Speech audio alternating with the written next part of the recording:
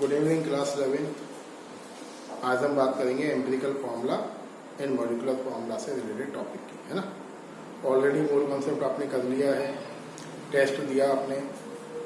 Out of 8 4 या 5 students give test और 3 got 20 out of 20। और वही बोलूँगा मैं, टेस्ट दीजिए, थोड़ा सा अटेंटिव हो जाइए। चलिए बात करते हैं इसकी। एम्पिरिकल एंड मॉलिक्यूलर फार्मूला क्या है, बस एक एग्जाम्पल से स्टार्ट करते हैं। देखिए, मैंने लिखा आपका बेंजीन का फॉर्मूला, पढ़ा होगा आपने क्लास 10th में।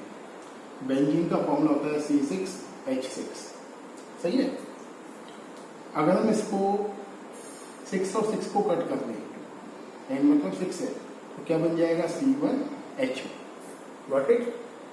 तो किसी भी केमिकल का जो एक्चुअल फॉर्मूला है, उस एक्चुअल फॉर्मूला को हम बोलते हैं मॉलिक्यूलर फॉर्मूला, शॉर्ट में बोलते हैं। और किसी केमिकल का वो फॉर्मूला जिसमें आपके atoms simplest whole number ratio में प्रेजेंट है, केमिकल का ऐसा फॉर्मूला जिसमें एटम आपके सिंपलेस्ट होल नंबर में प्रेजेंट हो, उसको हम बोलते हैं एम्पिरिकल फॉर्मूला। तो बहुत सिंपल सा कॉन्सेप्ट है, किसी भी केमिकल का जो एक्चुअल फॉर्मूला है उसको हम बोलते हैं मॉलिक्यूलर फॉर्मूला। और किसी केमिकल का ऐसा formula in which atoms are present in simplest whole number ratio is called empirical formula। जैसे ये देखिए, एक और देखो, हमने लिखा इथेन, कैसे लिखते हैं इथेन, C2H6। ये क्या होगा, मॉलिक्यूलर फॉर्मूला। कट होगा 2 से तो क्या बन जाएगा C1H3। ये क्या बन गया इसका एम्पिरिकल फॉर्मूला। सेम कहानी ग्लूकोज की है। ग्लूकोज देखो, फॉर्मूला क्या है C6H12O6। किससे कट हो रहा है बेटा, 6 से विजिट क्या हो जाएगा C1H2O1। तो सिंपल कॉन्सेप्ट ये है कि एम्पिरिकल फॉर्मूला और मॉलिक्यूलर फॉर्मूला में इतना सा ही डिफरेंस है। एक्चुअल फॉर्मूला मॉलिक्यूलर फॉर्मूला है, उसका जो सिंपलेस्ट फॉर्मूला है वो क्या है आपका एम्पिरिकल फॉर्मूला है, nothing more than this. Okay. Question आता है न्यूमेरिकल कैसा आएगा इस पर, क्योंकि फर्स्ट चैप्टर में न्यूमेरिकल ही आना है आपको। किस तरह का न्यूमेरिकल आपको देगा, तो न्यूमेरिकल करते हैं, ध्यान से देखिए। आपके पास एक कंपाउंड है और कंपाउंड में कार्बन है 4.07%। ये इवन जेई में भी आता है, बहुत पूछते हैं IIT जेई में, बहुत इंपॉर्टेंट क्वेश्चन है।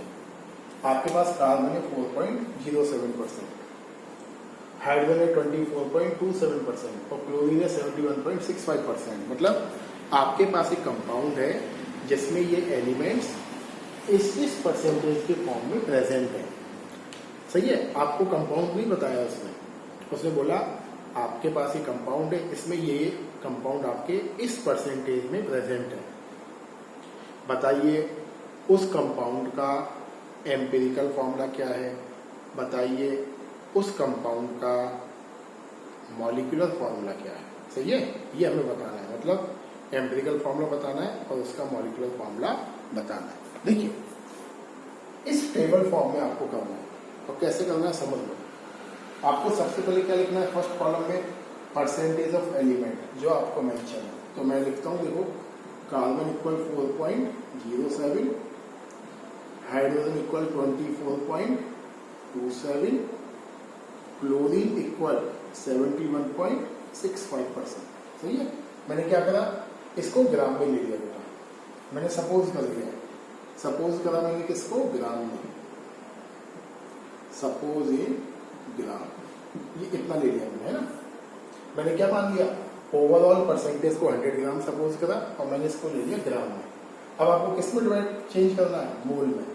मोल का फॉर्मूला क्या होता है, मास अपॉन मोलर मास। तो मैं क्या कर रहा हूँ, 4.07 कार्बन, ये थोड़ा चेंज हो गया बेटा डेटा यार, ये हाइड्रोजन है और ये कार्बन है, तो थोड़ा सा डेटा में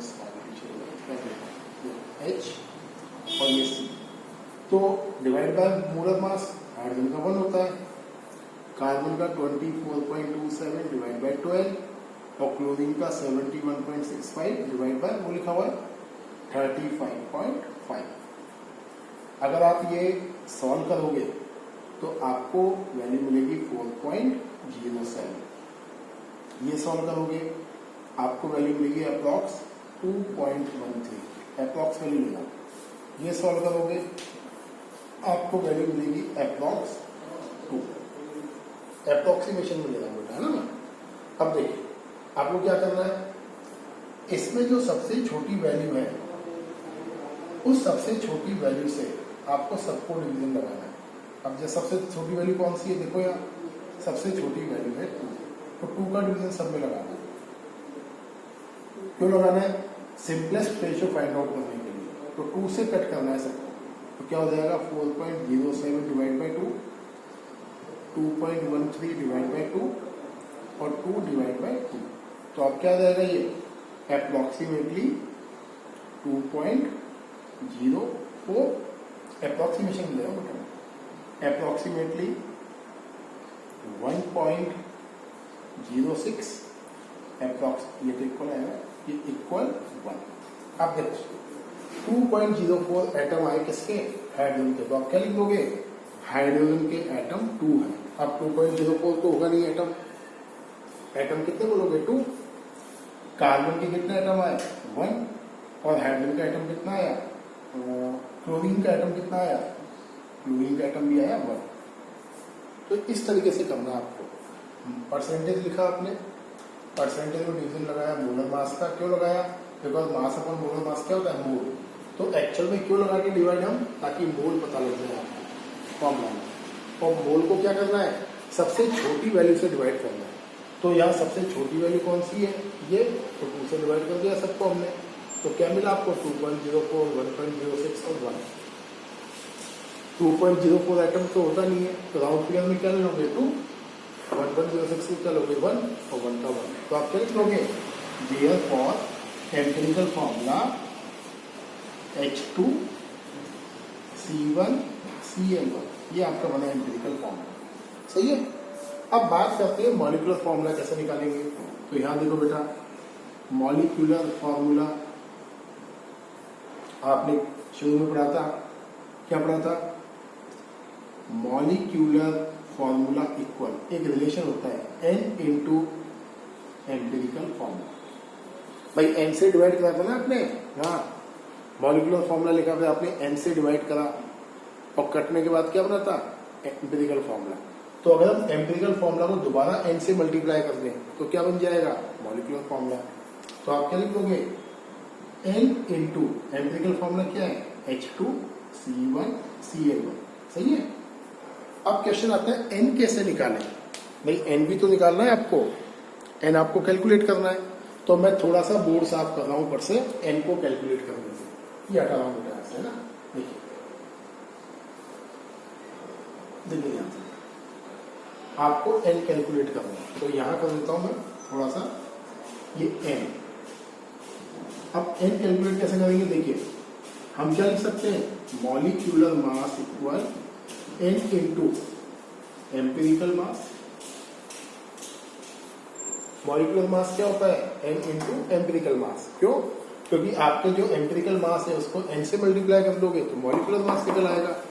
मॉलिक्यूलर मास कितना दिया हुआ है आपको, 98.96, n इंटू एम्पिरिकल मास। अब इसका मास कितना है एम्पिरिकल में, हाइड्रोजन का क्या होता है 2, तो यहां निकाल देता हूं मैं, 2 + 12 35.5 इक्वल क्या हो जाएगा 49.5। देख रहा है एम्पिरिकल मास आपको दे रखा है ये सारी वैल्यू पर, तो क्या हो जाएगा 49.5। n की वैल्यू क्या आएगी 98.96 अपॉन 49.5 अप्रोक्सीमेटली 2, सही है। तो n की वैल्यू क्या है आपकी 2, ये वैल्यू लगाना है यहाँ, क्या हो जाएगा 2 इंटू H2C1Cl1, क्या बन जाएगा फॉर्मूला H4, मैं लिख देता हूँ थोड़ा सा, क्या बन जाएगा H4C2Cl2, ये बना आपका मॉलिक्यूलर फॉर्मूला। इस तरह के न्यूमेरिकल आपके आएंगे एग्जामिनेशन में, और फर्स्ट चैप्टर अगर आपको आ रहा है तो ये 101% आने वाला न्यूमेरिकल है। देखते हैं आगे बेटा, ये देखिए बेटा एक और न्यूमेरिकल हाई फाइव, ये 5 मार्क का है आपका, और एनसीईआरटी का है भाई, ये सुन लो, और लेंथ भी न्यूमेरिकल है, 5 से कम तो आ नहीं सकता है। क्या है न्यूमेरिकल? देखिए आपके पास एक वेल्डिंग फ्यूल है और उस वेल्डिंग फ्यूल में क्या है? Carbon and hydrogen. मतलब ये मत देखिए भी कुछ भी, यहाँ देखिए आपके पास एक वेल्डिंग फ्यूल है और वेल्डिंग फ्यूल किससे बना है? वो बना हुआ है कार्बन एंड हाइड्रोजन से। मतलब क्या है? 2 टाइप के एटम प्रेजेंट है आपके वेल्डिंग फ्यूल में, एक कार्बन है और एक हाइड्रोजन, मतलब हाइड्रोकार्बन ही है। आपने बर्न करा वेल्डिंग फ्यूल को, इसमें क्या बनाया? 3.3 ग्राम 38 gram carbon dioxide and 0.690 gram water. इसने इतना बनाया CO2 और इतनी बनाई इसने वाटर। क्लियर? एक और चीज, आपके 10 लीटर फ्यूल का एसटीपी पर वॉल्यूम 11.6 ग्राम है। ये आपके मोल का काम यहाँ स्टार्ट। 10 लीटर फ्यूल का वॉल्यूम कितना है? मास कितना है? 11.6 ग्राम। आपको बताना है empirical formula and molecular formula. अब देखिए सारा कॉन्सेप्ट यहाँ छुपा हुआ है, बाकी वो तो वही है, परसेंटेज वाला पार्ट को बाद में सेम होना ही है, पर सब कुछ यहाँ छुपा हुआ है। क्या छुपा है? देखिए आपको फॉर्मूला बताने के लिए सबसे पहले क्या चाहिए? कार्बन और हाइड्रोजन का परसेंटेज। भाई कार्बन कितना परसेंट है, हाइड्रोजन कितना परसेंट है, उसी की बात तो करोगे कैलकुलेशन वाली। Divide by molar mass, divide by smallest number, तभी तो करना है वो सब कुछ। पहले इसको देखो, अगर 10 लीटर का मतलब 11.6 ग्राम है तो 22.4 लीटर का क्या मतलब होगा? ये करना पड़ेगा हमें मोलर मास निकालने के लिए। 10 लीटर का मतलब इतना ग्राम होता है, तो 22.4 लीटर का कितना ग्राम होगा? 25.98 ग्राम। ये जो 25.98 ग्राम आया है, ये है आपका मोलर मास फ्यूल का। सीधा नहीं दिया उसने घुमाया है।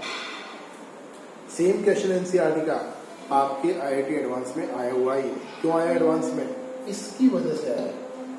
तो मोलर मास निकल गया। अब हम निकालते हैं आपके CO2 में कितना कार्बन है और आपके H2 में कितना हाइड्रोजन है। आप बोलोगे सर कार्बन और हाइड्रोजन क्यों निकाल रहे हो? क्यों? क्योंकि आपका फ्यूल किससे बना हुआ है? कार्बन एंड हाइड्रोजन से। तो देखिए mass of carbon and CO2 का मोलर मास क्या होता है? 44 ग्राम CO2 में कितना कार्बन होता है? 12 ग्राम। तो आप क्या लिखोगे? 44 ग्राम CO2 carry carbon equal 12 gram. Therefore 3.38 gram CO2 will carry 12/44 into 3.38। Solve करोगे आएगा 0.921 ग्राम। सिमिलरली आपको क्या निकालना पड़ेगा यहाँ? Mass of hydrogen. अब देखो कितना दे रखा है। वाटर का मास क्या होता है? मोलर मास बताओ। 2 + 16 = 18। 18 ग्राम में वाटर कितना है? सॉरी हाइड्रोजन कितना है? 2 ग्राम। तो आप क्या लिखोगे? 18 gram water carry hydrogen equal 2 ग्राम। देयरफॉर कितना वाटर दे रखा है? 0.690 ग्राम। H2O carry 2/18 into 0.690। सही है, सेम टू सेम है। और ये आप करोगे तो आपको मिलेगा 0.767 ग्राम। क्लियर है? तो ये तो क्या निकाला आपने? आपने निकाला मास ऑफ हाइड्रोजन और आपने निकाला मास ऑफ कार्बन। ध्यान से देख लो इसको न्यूमेरिकल। अब मैं चलता हूं आगे, इसको हटाता हूं बेटा, है ना, यहां से थोड़ा साफ करता हूं इसको। मोलर मास नहीं हटा रहा हूं मैं से, ये चीज नहीं हटा रहा हूं। मास निकाल लिया ना आपने, इसको भी यही रखा हुआ है, ये छोड़ दिया, इसको ऐसे ये हटा रहा हूं, है ना। ये आपका मास ऑफ क्या है? ये मास ऑफ हाइड्रोजन, ये निकाला। तो ये है आपका हाइड्रोजन का मास और ये है आपके किसका था? ये है आपके कार्बन का मास और ये है आपके हाइड्रोजन का मास। अब देखिए, अब आपको निकालना है परसेंटेज ऑफ कार्बन। तो आप क्या लिखोगे?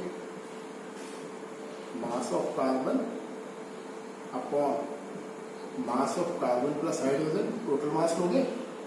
परसेंटेज कैसे निकालते हैं? Mass upon total mass into 100। Carbon का मास कितना है? 0.921। टोटल मास कितना है 0.921 प्लस 0.767 मल्टीप्लाई बाय 100, ये आएगा इससे परसेंटेज ऑफ कार्बन। आपका परसेंटेज ऑफ कार्बन मेंशन है 92 पॉइंट, ये आएगा बेटा अप्रॉक्स 92.85%, ये मिल गया आपको कार्बन का परसेंटेज। अब सिमिलरली देखो, अब थोड़ा दिमाग होगा तो आप सिंपल कर सकते हो।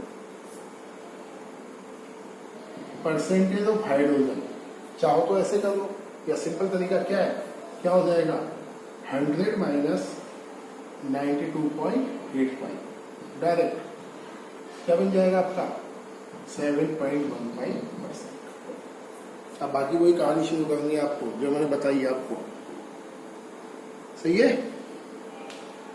तो ये ध्यान रखना है, इसका कैलकुलेशन वगैरह इस तरीके से करनी है, और बाकी फिर वही परसेंटेज लिख देना, divide by molar mass divide by smallest number, molecular mass आपको दे ही रखा है, तो ये कैलकुलेशन आप करना और मुझे कल ग्रुप में डाल के बताना कि आपका क्या फॉर्मूला बना मॉलिक्यूलर एंड एम्पिरिकल। देखते हैं आप लोग कितने अटेंटिव हो। Thank you and have a nice day.